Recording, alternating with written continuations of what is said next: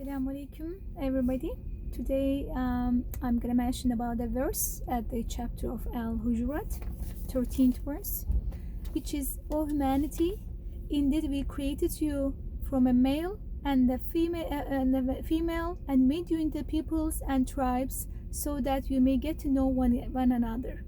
Surely the most noble of you in the sight of Allah is the most righteous among you. Allah is truly all-knowing, alim, all-aware, khabir in Arabic." So Allah the Exalted declares that we created you, He has created them all from a single person, Adam, and Hawa, Eva, and their offsprings made nations comprised of tribe, which includes sub-tribe of all size. And then Allah Jalla Jalaluhu is mentioning at the second part, "Surely the most noble of you in the sight of Allah is the most righteous among you." What we can understand from here that honor is earned through Takwa. Honor is earned through Takwa of Allah. And then this meaning that Abu Hurairah said, some people asked the Prophet ﷺ, "Who is the most honorable among people?" And Prophet ﷺ said that the most honorable among them with Allah is the one who has the most taqwa. And then Abu Hurairah said that Prophet ﷺ said, "Verily, Allah doesn't look at your shapes or wealth, but He looks at your hearts and actions." So nobody can be superior to another person because of their skin colors, because of their wellness, wealth, because of their stature, because of their richness.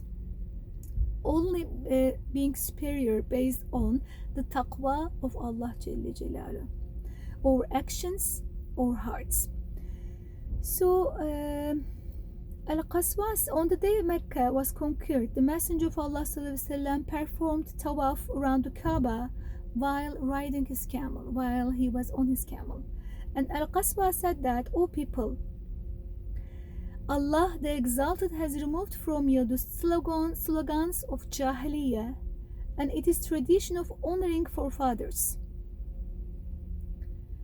Men are of two types: a man who is righteous, fearful of Allah, and honorable to Allah, or a man who is vicious, miserable, little to Allah. Verily, Allah the Exalted and Most Honored said, O mankind, we have created you from a male and a female, made you into nations and tribes, that you may know one another. Verily, the most honorable of you with Allah is that believer who has a taqwa. Verily, Allah is all aware, all knowing."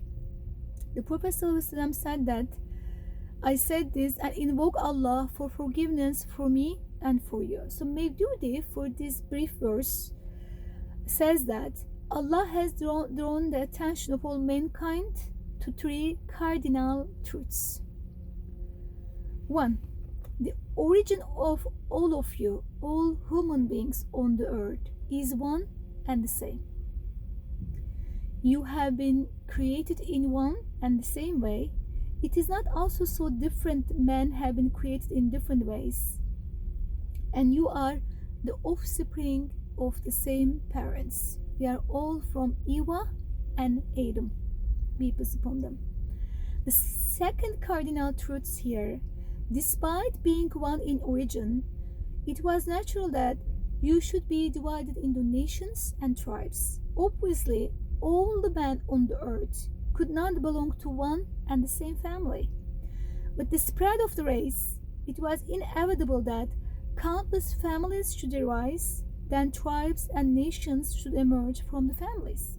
Similarly, it was inevitable that after settling in different regions of the earth, there should be differences of colors, features, languages, and ways of living among the people.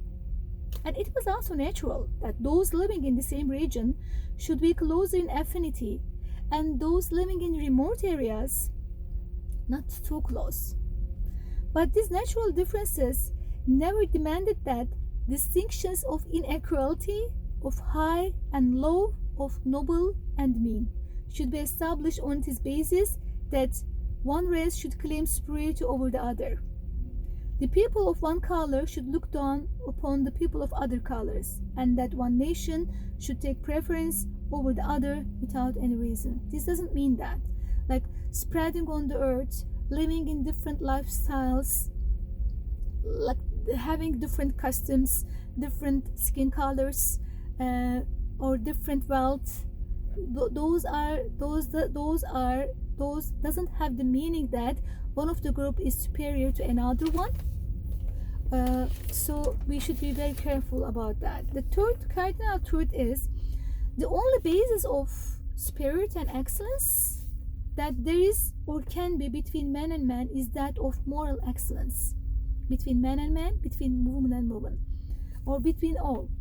Moral excellence. The real thing that makes one person superior to others is that one should be more God conscious, a great avoider of evils, and the follower of the way piety and righteousness. Such a man, whether she belongs to any race, any nation, any country, is valuable and worthy on account of his personal merits. And the one who is reverse of him in character is in any case an inferior person, whether he is black or white, born in the east or the west.